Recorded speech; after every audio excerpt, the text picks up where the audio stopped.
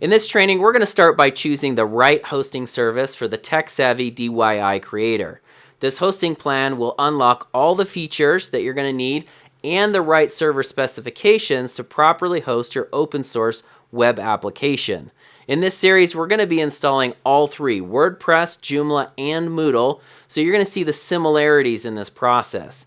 We're going to be spending most of our time in this video on ScalaHosting's proprietary server software called SPanel. That's pretty slick, and I think that you're going to like it, so let's go ahead and get started.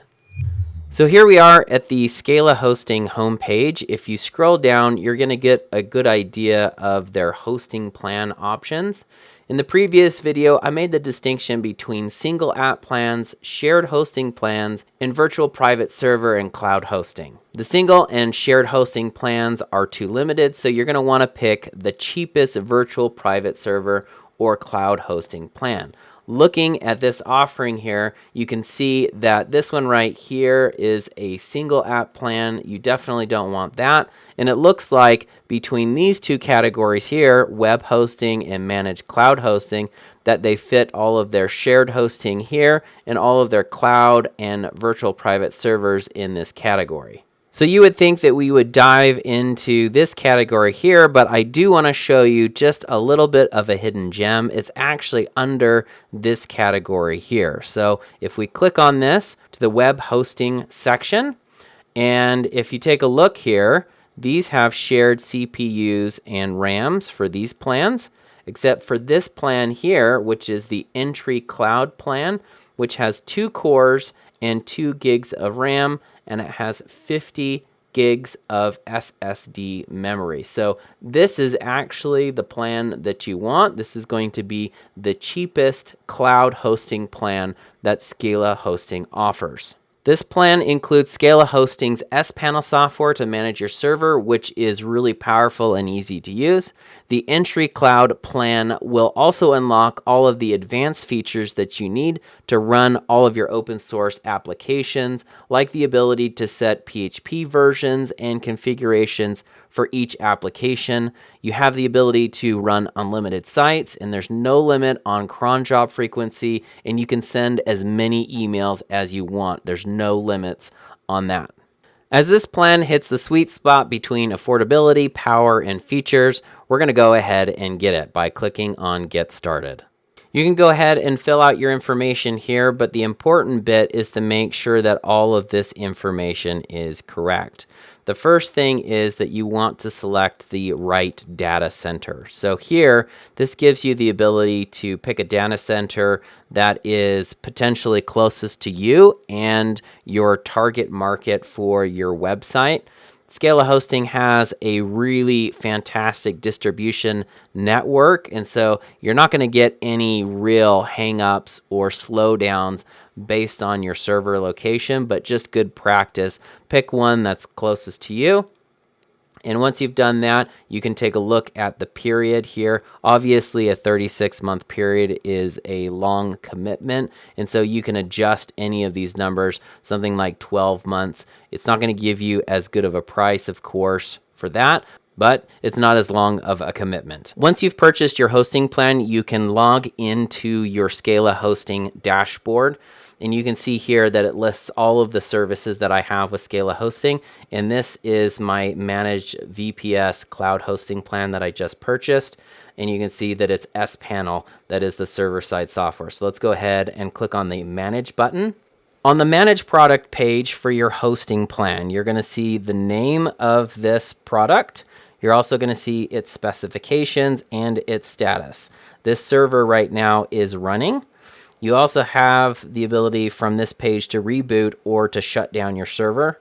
In this section, you have some really important information that you're going to be using later on. The host name and the IP address are used to connect to your web application if you don't have a domain name set up yet. It'll also be used to connect to the storage space on your server via an FTP connection.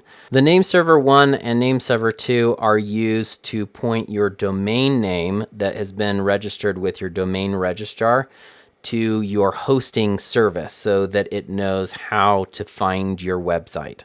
At this point, you may not know what to do with this information, and that's okay. Later on, I'm going to show you how to use this information to get your site set up. Now, if you've just newly set up the service like I have, you're going to get an email sent to you to set up your SPanel account. So check your email and click on the link, and it's going to take you to a window where you can put in a username and a password, which is going to be separate from your ScalaHosting account username and password that you've set up here. After you've created that username and password, go ahead and come back to this page and click Log In to SPanel. It's going to create a new tab for you, and it's going to ask you for the credentials that you just created. So go ahead and log in. You can go ahead and take this URL and bookmark that so you don't actually have to access your SPanel through that client portal area in ScalaHosting. Because this is the first time I'm accessing SPanel, it's prompting me to take the first step to setting up the SPanel account, and that is to create a new account. So I know what you're thinking. You just created an SPanel user account. Why are you being asked to create another one? That user that you just created was to get you access to SPanel and was an SPanel admin account. You can think of the admin area of SPanel that we just logged into as a whole pie that represents all of your resources. When you create an account, you're creating slices in that pie. You're able to designate the size and resources for each slice or account and who has access. Just like slices of a pie, each account is segregated from each other. These isolated environments provide better security, each having its own SPanel controlled independently. So let's go ahead and create a new account. This page is going to allow you to set up the type of user account. So the first two selections here have to do with creating an account and installing an application at the same time. In this case, it's WordPress. So I highly recommend not going with either of these options and setting up WordPress on your own. Although it's very, very convenient to use these options, and it's great that it's being offered. As a tech-savvy DIY creator, you're going to want to make sure that you're not relying on any of these tools for easy setup. You want to go through all the steps to make sure that it's being set up the correct way and it has all the proper settings. We're going to choose this third option of creating an empty account and also selecting use a temporary domain. And that's because we haven't created a domain name yet with our domain registrar. So we're going to go ahead and do that so that we can set up our web application and not have to worry about the domain name setup at this point. So let's go ahead and create our account. With the creation of that user account, you can see that it has given us a temporary domain name, an FTP user, an FTP password, all of which we're going to be using at later steps along with our name servers. So let's go ahead and access this account. So if we go over here to Manage Accounts, you're going to see a list of all of the accounts that you've created. This is the one that I just created. And as a next step, I'm going to be clicking here on this Manage button. But before I do this, I want to mention here that there's a ton of options here on the left-hand side that is going to be important for you to be aware of, but are not critical when we're doing this initial setup of our open source web application. So let's go ahead and click Manage. Now, this is the area of SPanel that you're going to be spending most of your time because it's where all the settings and controls are for setting up and managing your open source application. If you're at all familiar with SPanel, which is another server-side application, then you're going to think that this looks pretty similar, and there are a lot of similarities for sure. So first off, you can see here that it says that there's some things that are not available to me because I've not set up a domain name yet.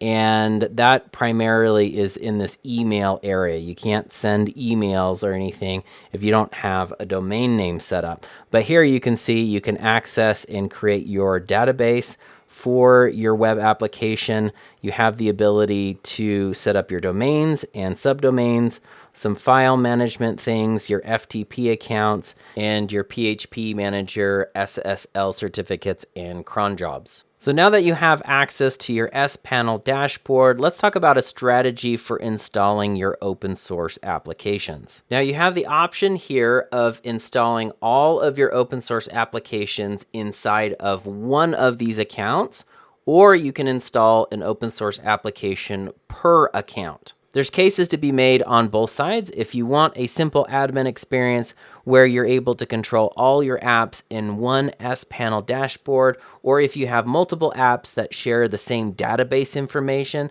then it's a good idea to host all of your apps in one account. If you're concerned with higher security, have a professional site, a personal site, and a test site that you want to keep all separate, or you want to allocate resources for each of your apps separately, then hosting in separate accounts is the way to go. Now, each of these use cases are so valid that I'm going to be showing you how to do both. But first, I'm going to start with creating separate accounts for each application. All right, so in this video, I've showed you which plan to choose for the tech-savvy DIY creators, how to log into your SPanel admin area, create separate accounts for each of your apps that will give you access to separate dashboards in preparation for installing your open source applications. The next step, we're going to be accessing the storage area for each of these accounts so you can upload your open source app installation files.